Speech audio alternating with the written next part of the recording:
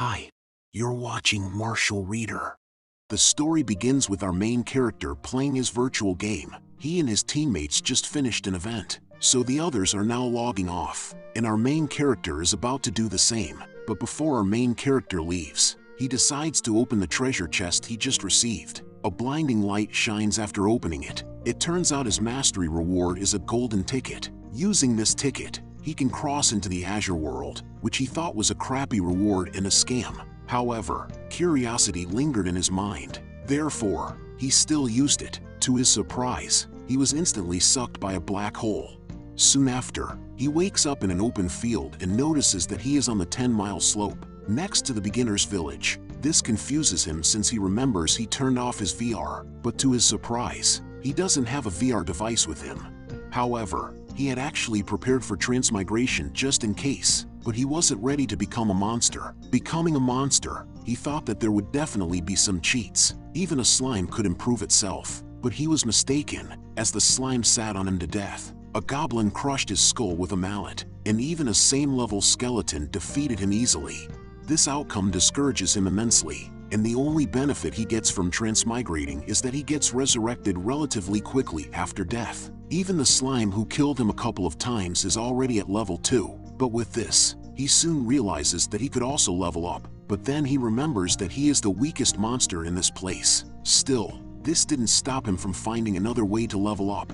A few moments passed by. Two adventurers are doing their novice task and are fighting a few skeletons. The knight successfully kills the skeletons in front of him, just leaving the one who is at the back. So the mage notices the surviving skeleton monster is acting a bit strange, but the knight explained to her that the characters in Azure are all hyper-intelligent, so a skeleton behaving strangely isn't odd. Unexpectedly, the skeleton in front of him flicked him off, slightly offending the knight, but that wasn't enough. So the main character gets something from the nearest bush and takes out a board calling him an idiot. Now the knight knows he can't let this slide, so he charges at him, making the skeleton smile, as he knows his plan worked. Without hesitation, he taps out from the scene and let the other skeleton do his dirty work, since the knight awakens the hatred of monsters.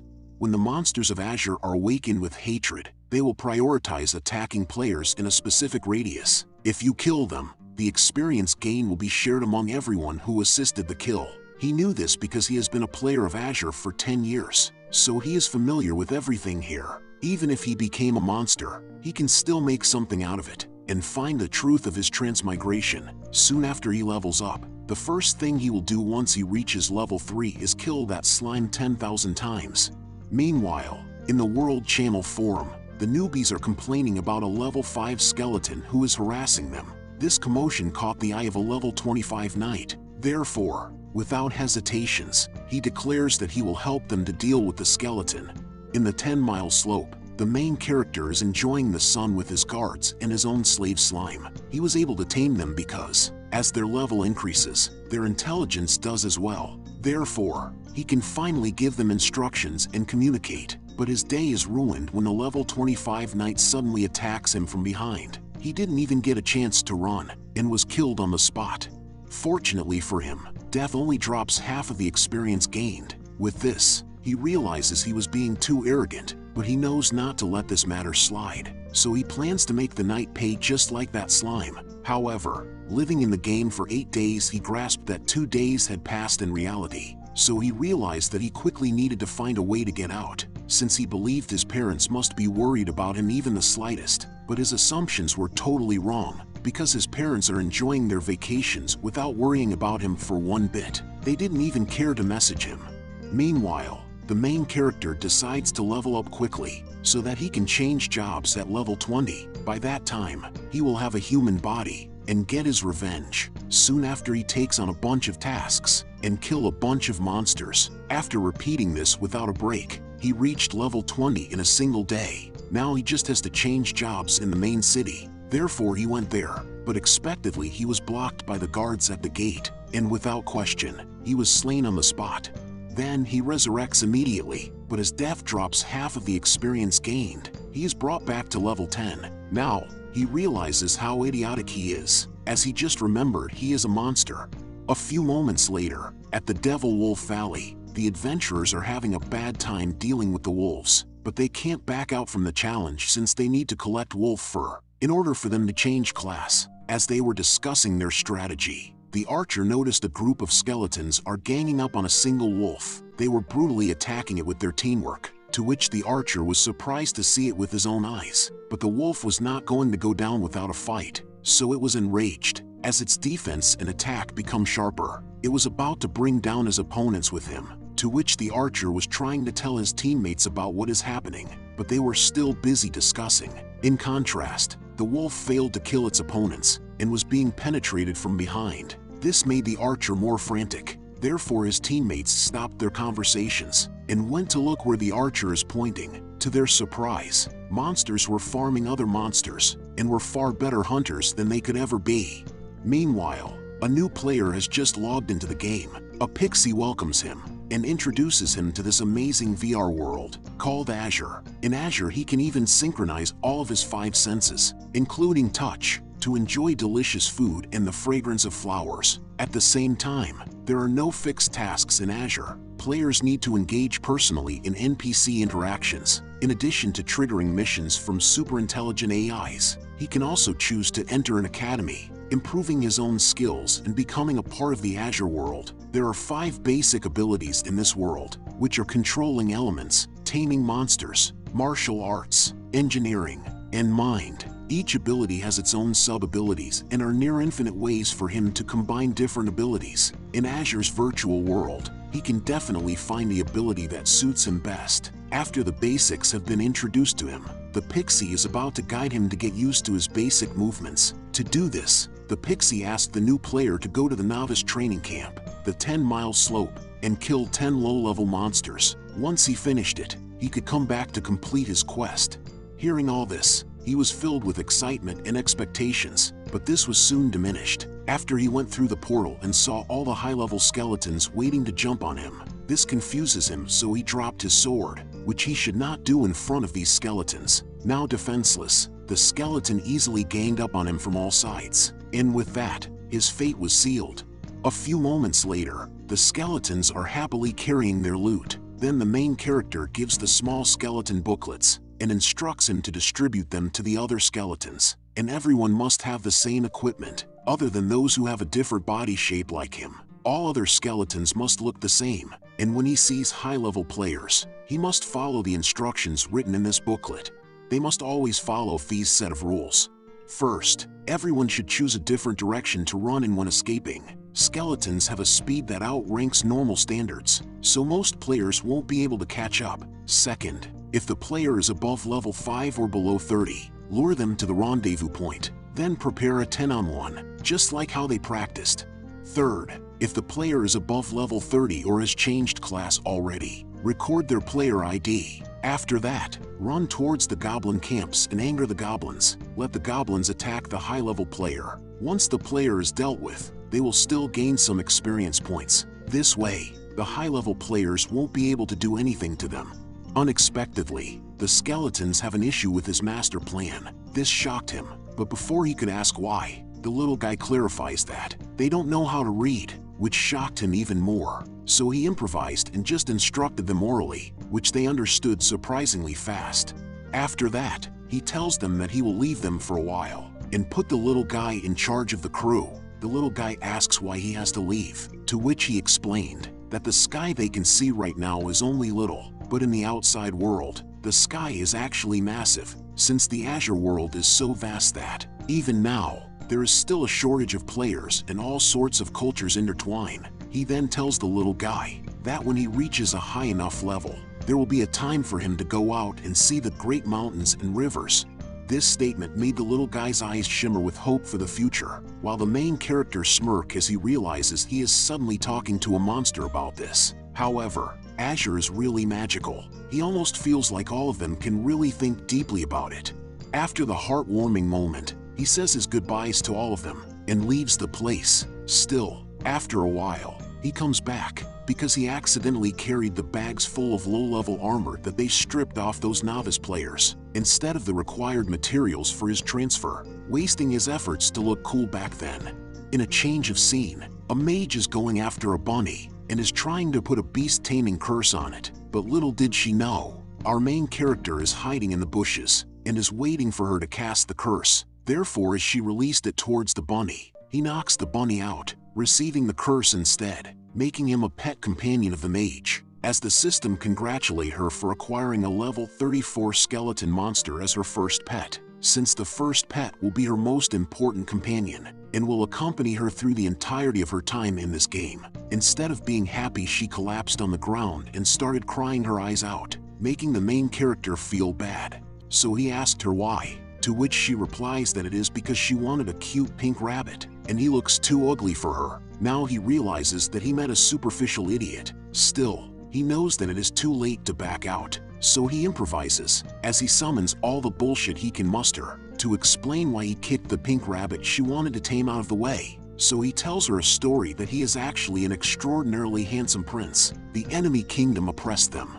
but he had always been in contact with their princess, so they both eloped and broke from the shackles that held them back. However, in the end, they couldn't escape what the world thought about them, and everyone opposed them being together, so they could only send each other letters delivered by their guards to talk about their sorrows. Regardless, he never thought that the princess would fall in love with his guard, and that she wanted to elope with his guard instead. With this, he noticed that the mage was now starting to believe his story, so he pushed the story even further as he adds that the princess's plans didn't go as she wanted, and to her surprise, she underestimated his guard's loyalty to him. Even when she tried everything to stop him, his guards still returned to his side. He brought back the princess's letter of resolution, but he couldn't warn him for the danger that was within.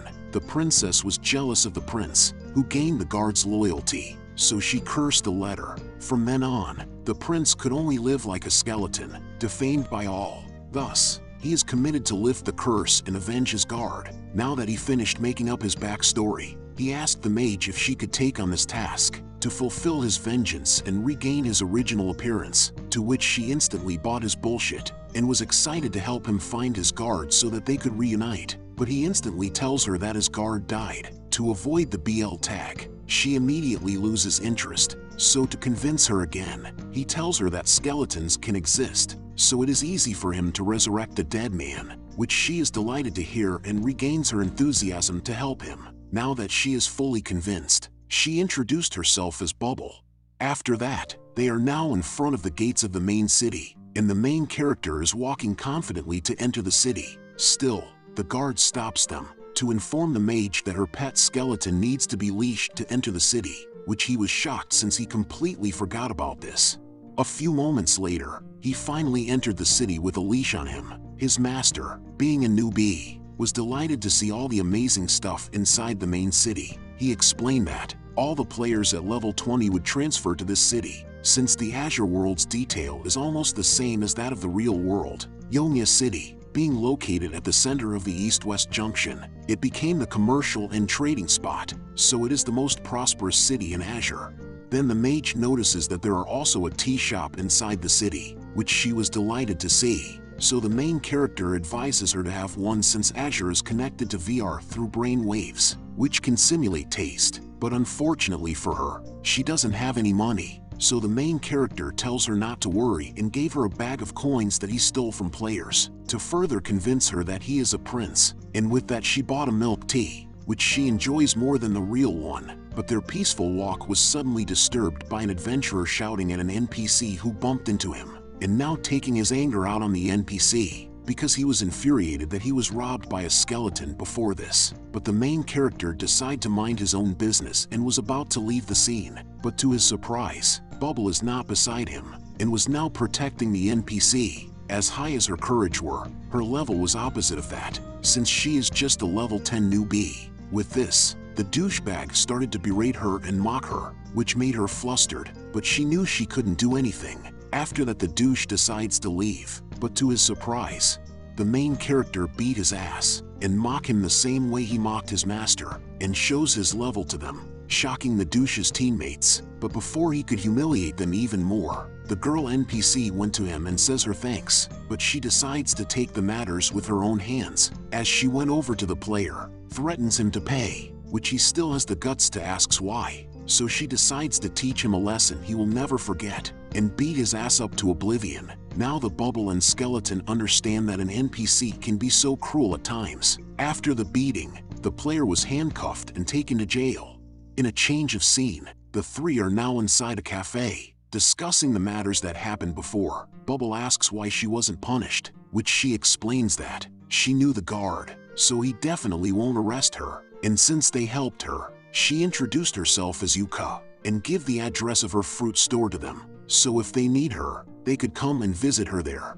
After that, they went on their separate ways, and Skeleton and Bubbles are now walking outside. Skeleton tells her that it seems they encountered a hidden task, since Yuka gave them her address. She asks what a hidden task is, to which he explains that it is what she will come in contact with later. He advises her not to underestimate any NPC in Azure, because there are various hidden tasks and some even without any clues. For example, at the end of the third main story, she has to help an old man acquire a refinement skill and become an assassin master. And before he could give more examples to her, he noticed that they are finally in front of the transfer hall. Without hesitations, they went in.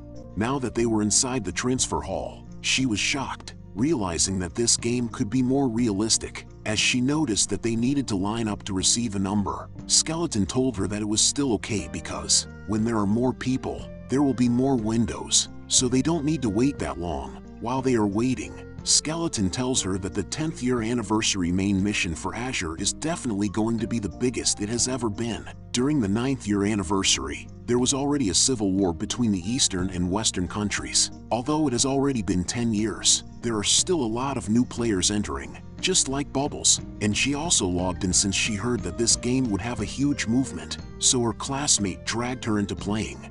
Then his number was called.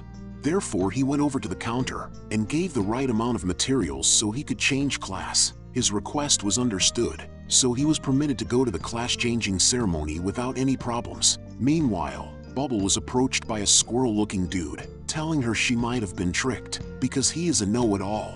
So to him, his knowledge is always right, and since for many years, he has never seen a monster having a secret mission. Even if there was, it would be a Lord-class monsters with an intelligence and a super high level. So with a smug on his face, he tells her she was wrong, sends a friend request, and leaves the scene. With this strange interaction, the mage is now doubting Skeleton's identity. However, before she could even think harder about it, Skeleton has already finished his class-changing ceremony and is now in front of her with a new handsome face, and is looking like a snack. Hit that like button and thanks for watching.